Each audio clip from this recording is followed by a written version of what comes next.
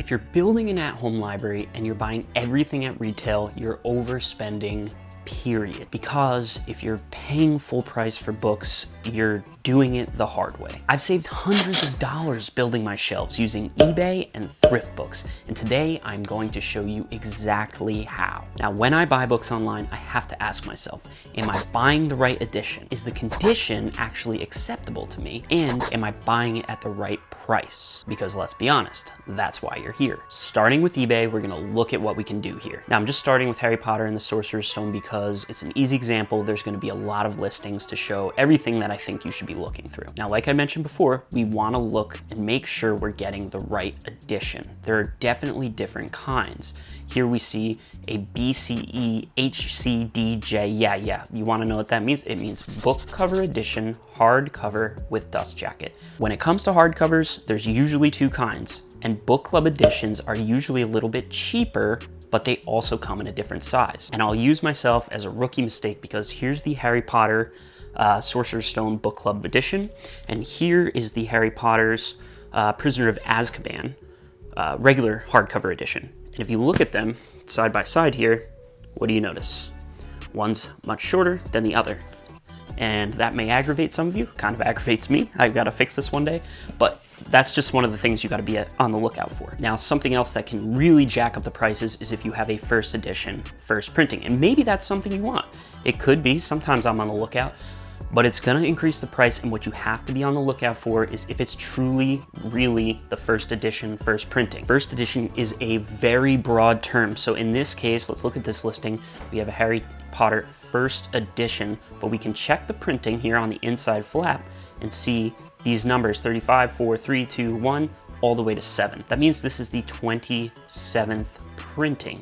So if you want a true first edition, first print, it's gonna have a 1 at the end of the number. Now, the next thing you wanna do on eBay is take a very good look at condition. Here are the list of book conditions that eBay uses. Everything's about the same, except when you get down to acceptable, traditional book terminology usually goes with fair or poor quality, which is all lumped together in eBay under acceptable, so be careful. ThriftBooks does the same thing, by the way. New condition means this has never been owned by another human being. That means straight off the shelf, factory settings, brand new. So I have the filter on to new here, and you should be a little suspicious that this even exists because you have, for example, somebody's hand right here holding the Harry Potter book. I mean, when it comes to new and you're shopping on eBay, you should really ask yourself, is this the best place to get this? Make sure you're price comparing because it's probably not. When it comes to like new, we have the filter on now.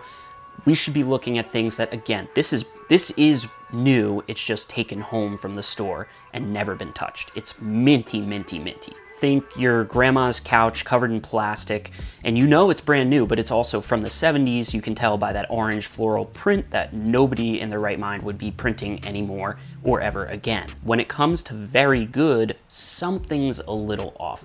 Think your buddy lent this to you and it's seen some use. There might be a little lean in the spine, there might be a little bend. Look at this one here, like a little bend in the dust jacket. You know, some of the pages aren't perfectly aligned, but hey, it's in really good condition. You're not going to complain. This is the ideal reading copy. It's broken in just enough like a nice baseball mitt. When it comes to good, you know this book has seen some love. It's been read a lot, most likely.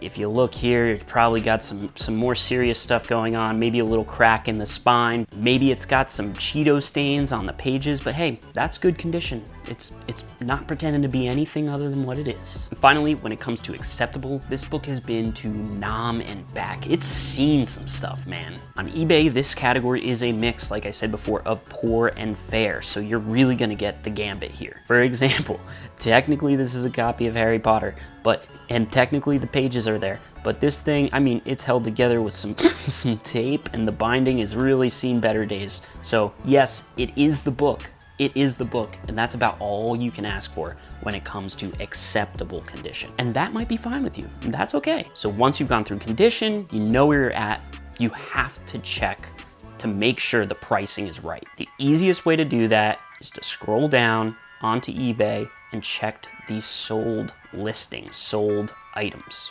This will tell you how recently the book sold and for how much. So here we have an edition of 8 $14.99 plus $6 shipping, so you're talking 15-ish bucks.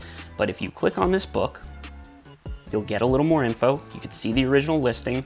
It was listed as very good condition. You could take a look at the pictures. It's got a little plastic dust jacket on it, so it's probably doing good. We've got a 51st printing on here. So, I mean, the spine, it looks okay. It's got a little bit of a ding in it here and there, but overall, so this is what you should be looking for. Okay, it totaled for $15. I encourage you to look through a couple of listings and then get yourself an average and then scroll on through and see what you've got. You've got $7, 50 bucks. This is obviously a different listing. $17. This looks maybe a little closer to what we just saw. So you could say, okay, well, 17 bucks plus shipping, that's already over the price of what just went for yesterday. Then you can filter on through till you get something that you like. Now, here's another thing to look out for. Always beware. This is just a factory photo here. This is not an actual book. You can't see the actual cover. But what you do know here is that when you have a positive seller like this who sold 446,000 books, they probably know a little of what they're talking about. They don't have time to catalog and photo every book in their inventory. It's just unrealistic.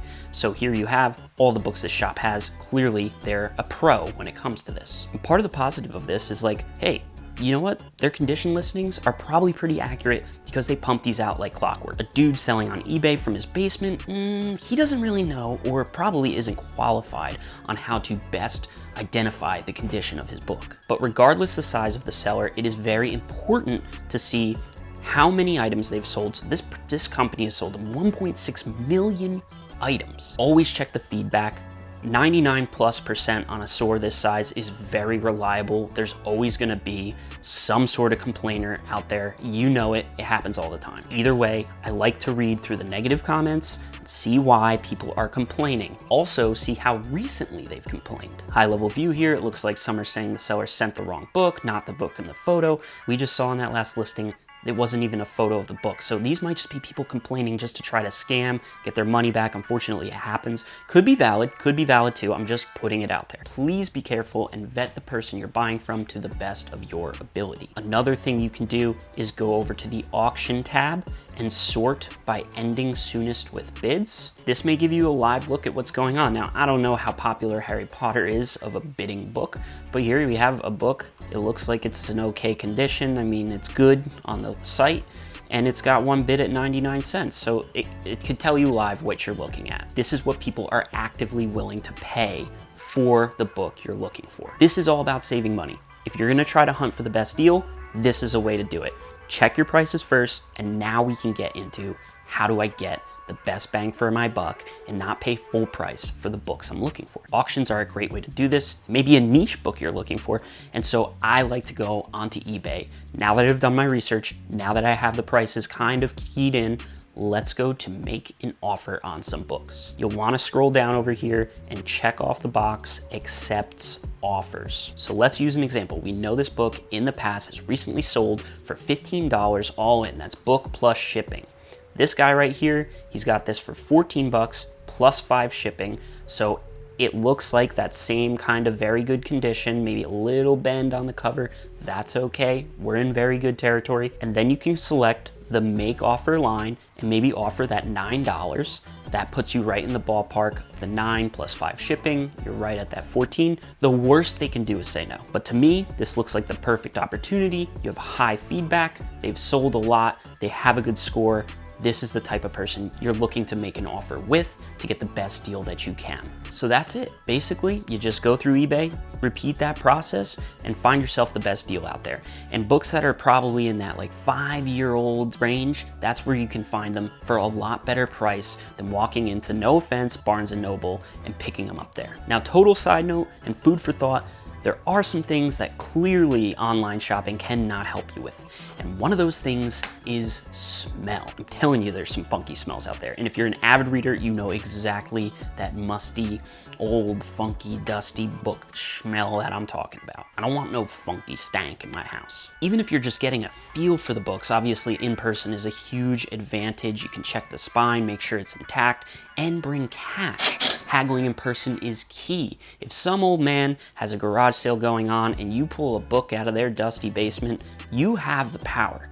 Nobody was ever going to buy that book. You walked in and showed an interest. Don't let them highball you, don't lowball them back, and don't be afraid to say no, because sometimes I've done it myself. You say, you know what, I'm good. Start walking out the door, and they change their tune pretty quick. But you didn't come here to learn about how to haggle with a granny at a yard sale. You came here to learn about eBay and ThriftBooks, how to make your library less expensive to put together. Now, ThriftBooks has major advantages, and that's because this is designed for readers, not so much collectors. Although you can find this collectors section on ThriftBooks, although I advise against it, it's not the greatest, it's not the most reliable. eBay is definitely better when it comes to that. But because it's meant for readers and getting that book in your hands, it is an awesome, awesome resource I've used many a time. Getting that classic green packaging in the mail, it's wonderful. But that's an important note to know while I'm thinking about it. They do ship in this green plastic bag, and it does not protect books perfectly. So again, if condition is a very big concern for you, just be aware of that. Also, they put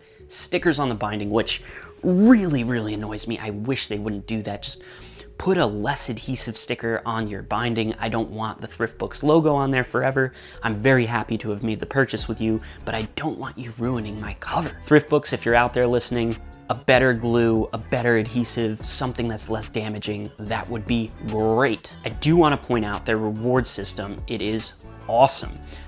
Even on the very lowest line, you do get points for the books you buy.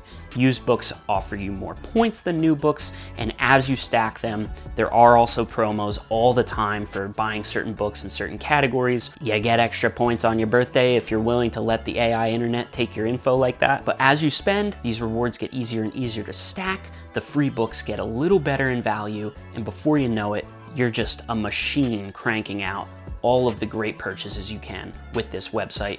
I've never reached this elite tier, but I usually find myself floating in the literati category, and it definitely is nice to get these extra points and let them fund future purchases for super, super cheap. This isn't a plug for this company. I'm just telling you, I love them as a resource. Take full advantage. This is something eBay can't do for you. ThriftBooks uses the same condition categories that eBay does. You can see them here below, but I do caution you to be careful because they are not as good at checking the conditions. You won't be seeing, unless there are some pretty rare circumstances, actual photos of the actual books. You also have to be careful picking your edition. Sometimes you have like large print. Here's a French edition.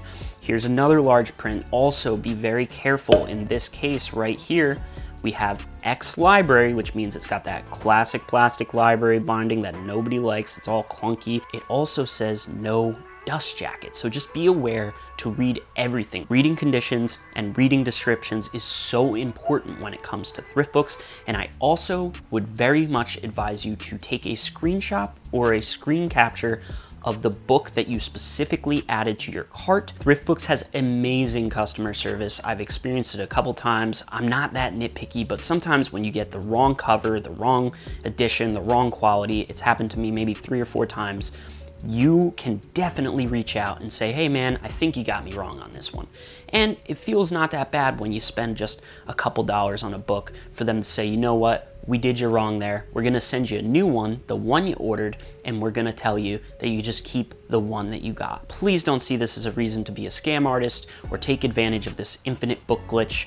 I really, really do feel like you gotta be a good human here. And in most cases when this has happened to me, I head over to some kind of book barn or thrift shop and just donate the book to somebody who could use it. Gotta keep that good juju out there. I am not one that's gonna mess with karma. One thing to definitely keep in mind as a huge advantage with ThriftBooks is they usually have a very low threshold for free shipping. Check by you, I mean, I think by me it's like $12, which you can't do that on eBay, and that could be a game changer. Also, don't just assume that the photo that you see in the image as we scroll here is the exact cover that you're gonna get.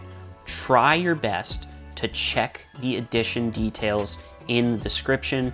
I know ISBN numbers aren't perfect, but they might get you close. And again, just have real expectations. This may not be the exact cover that you're gonna get. Also, be careful with these options. Mass market and regular paperback are vastly different types of books. Mass market, they're gonna fall apart after one use, probably, definitely after two. Fun fact, if you do wanna try to go fishing for something kind of crazy, you could sort by publication date, oldest first. Usually that gets you towards a first edition. ThriftBooks isn't really, unless you go to the collectibles aisle, gonna tell you that it is a first print or first edition. There have been times where I have gone on to ThriftBooks and said, you know what, I wanna spend 10 bucks.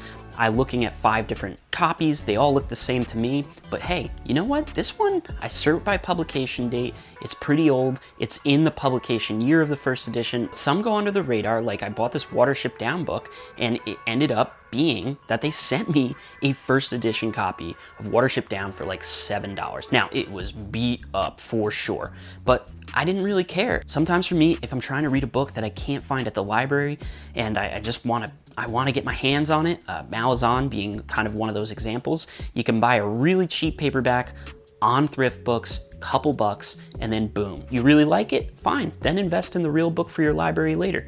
But it's a great way to access things for a very, very low cost. I've definitely saved hundreds of dollars buying books on ThriftBooks, and the key here is that you cannot be so snobby with the condition. Everybody has a right to having really good condition books on their shelves. I like doing that too, but if you're willing to take that risk and sacrifice just a little bit of quality for getting the actual book that you want, it is so worth it. So I hope this helps you guys out there find a way to fill your shelves without breaking the bank. And if you have any other tips or tricks on how to do so, please let me know in the comments. I love learning new ways to save money on filling my shelves in my library, my home library. I want it to be 1,000 books one day. That would be so sick.